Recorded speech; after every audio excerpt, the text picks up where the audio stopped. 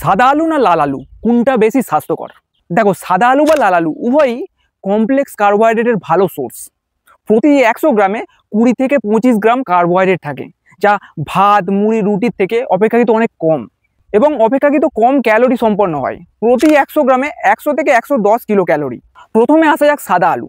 সাদা আলুতে প্রচুর পরিমাণে vitamin B complex, vitamin C এবং পটাশিয়াম থাকে।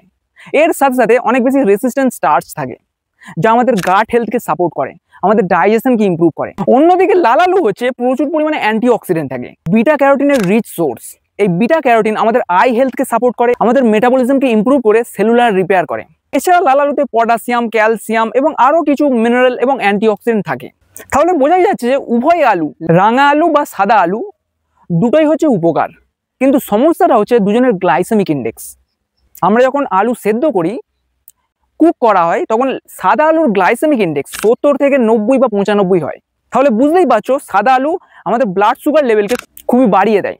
যে কারণে ডাক্তাররা, যদি রোগীর ব্লাড সুগার থাকে, ডাক্তাররা সাদা আলু না খাওয়ার পরামর্শ দেন বা খেলেও মডারেট করতে বলেন। কিন্তু অন্যদিকে লাল আলুর গ্লাইসেমিক ইন্ডেক্স 55 থেকে 65-র মধ্যে হয়, যা ডায়াবেটিক ফ্রেন্ডলি, যা আমাদের ব্লাড সুগার লেভেলকে খুব একটা এফেক্ট করবে না।